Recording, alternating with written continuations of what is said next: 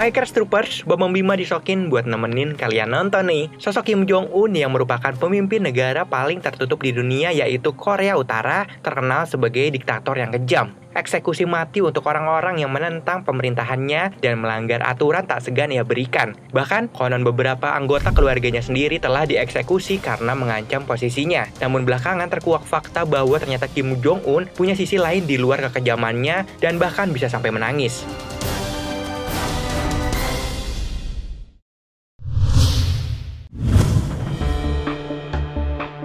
Beberapa waktu yang lalu, publik dihebohkan oleh Kim Jong-un yang menangis ketika berpidato dalam parade militer untuk merayakan 75 tahun berdirinya Partai Buruh pada 10 Oktober lalu.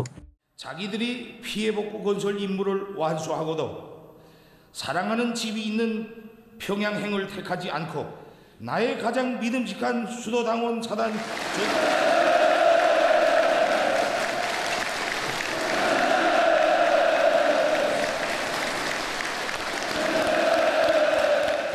Hal ini tentu menjadi sorotan lantaran pemimpin tertinggi Korea Utara tersebut selalu menampilkan ketegasannya dalam berbagai kesempatan. Dalam pidatonya tersebut, ia meminta maaf karena tidak bisa memperbaiki kehidupan rakyat secara signifikan meskipun dia didukung penuh oleh rakyatnya sendiri. Pakar menduga Kim Jong-un menangis karena dia takut jika dilengsarkan oleh rakyatnya sendiri. Pakar menyebut tangisan Kim itu diyakini adalah pengalihan atas semakin panasnya situasi di utara. Bahkan, pengamat menyatakan Kim tahu dia beresiko dilengsarkan rakyatnya yang kecewa, kecuali dia segera menuntaskan janji-janjinya. Ramon Pakeko-Pardo, profesor muda di King's College London, menuturkan Kim tahu ancaman paling mengerikan adalah dari rakyatnya sendiri. Pakeko-Pardo mengatakan Kim selalu menekankan bahwa rakyat Korea Utara tak perlu mengetatkan ikat pinggang. Namun pada awal tahun ini, dia terpaksa memerintahkannya. Edward Howell, peneliti di jurusan International University Oxford, berujar Kim harus bertindak jika tidak ingin pemerintahannya terguncang.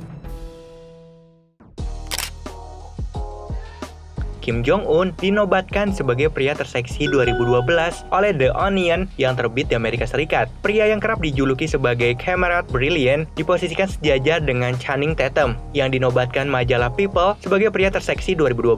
Tim penilai majalah ini menganggap Kim Jong-un selalu berbusana apik dan serasi, tatanan rambut yang sesuai, dan memiliki senyum menawan. Kim Jong-un untuk pertama kalinya menyaksikan konser para penyanyi pop asal Korea Selatan alias K-pop pada 2018 lalu yang digelar di Pyongyang. Konser tersebut menampilkan artis papan atas asal Korsel. Kim terlihat ditemani oleh istrinya, Ri Soju, duduk di balkon di antara ribuan penonton. Pemimpin berusia 30 tahunan itu terlihat asik menikmati pagelaran. Terkadang ikut bertepuk tangan mengikuti irama. Kim bahkan menyempatkan diri menemui para artis usai pentas dan berfoto bersama mereka.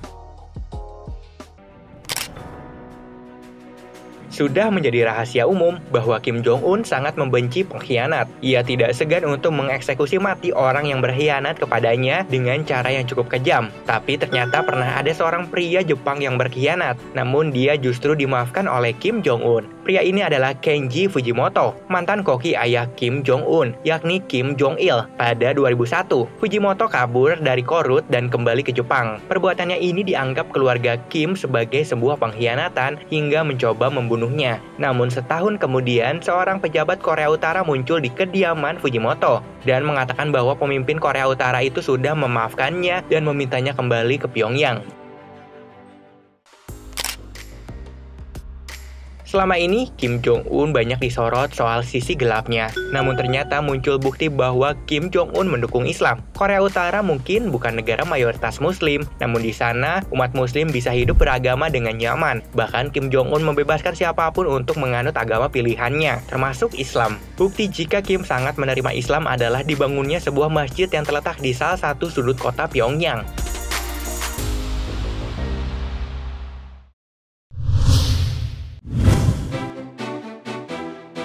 Kim Jong-un telah memenangkan hati para warga Palestina karena melontarkan kritik kerasnya terhadap Israel dan kecamannya terkait rencana pemindahan kedutaan Amerika dari Tel Aviv ke Yerusalem. Seperti yang diketahui pada Desember 2017, Presiden Amerika Donald Trump mengumumkan bahwa dia mengakui kota Yerusalem sebagai ibu kota Israel dan segera memindahkan kedutaannya ke kota suci tersebut. Kim lantas mengecam Trump yang dia juluki sebagai dotard, yang menyebut keputusan Presiden Amerika Serikat itu sebagai tindakan nakal dan jahat. Sebagai ucapan terima kasih, sebuah restoran milik Salim Rabah di jalur Gaza menampilkan poster pemimpin Korea Utara Kim Jong-un bersanding dengan bendera Palestina dan mengumumkan penawaran khusus diskon 80% untuk pelanggan Korea Utara. Moranbong merupakan girl band pertama dari Korea Utara yang dibentuk sejak 2012. Para member girl band ini dipilih langsung oleh pimpinan tertinggi Korea Utara yakni Kim Jong-un, dijuluki sebagai National Treasure Korea Utara. Anggota Moranbong Band bukan perempuan sembarangan. Mereka harus lolos dari seleksi ketat, mulai dari bakat hingga latar belakang keluarga. Bahkan mereka yang memiliki catatan ideologis bersih yang berhasil lolos.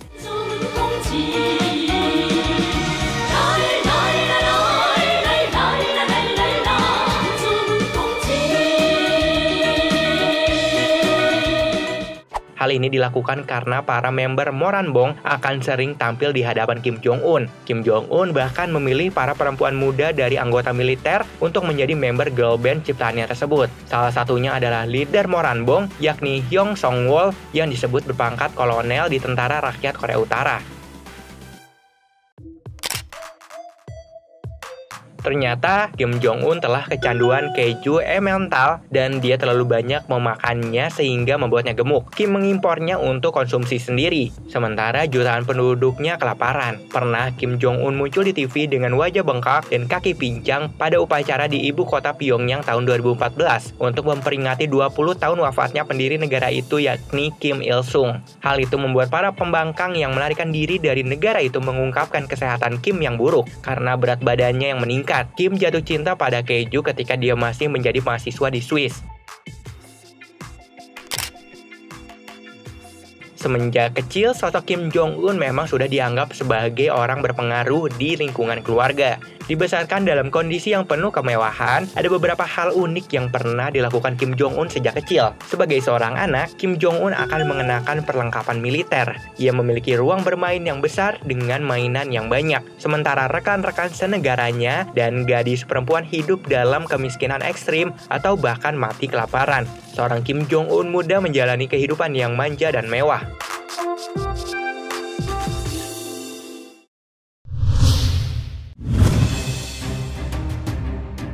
Kehidupan di Korea Utara ternyata cukup mengejutkan. Pemimpinnya Kim Jong-un bahkan dianggap sebagai dewa di negeri itu. Hal ini terungkap dari cerita seorang pembelot, Yeonmi Park, yang menggambarkan bagaimana kehidupannya saat berada di negara tersebut. Ia berujar bahwa Kim Jong-un yang berhak dipuja dan disembah di sana. Sebagai anak-anak, Park dan saudara perempuannya selalu diajari bahwa mendiang pemimpin tertinggi Kim Jong-il dan putranya Kim Jong-un adalah dewa yang memiliki kekuatan untuk membaca pikiran orang. Ini membuat warga biasa terlalu takut untuk berbicara atau berpikir buruk mengenai mereka.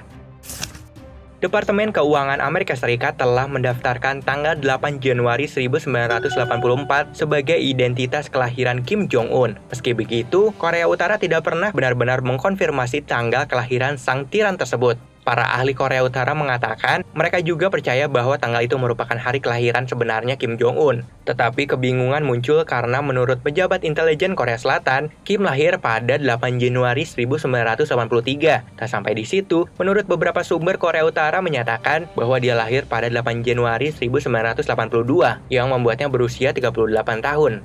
Jadi kira-kira yang benar yang mana ya?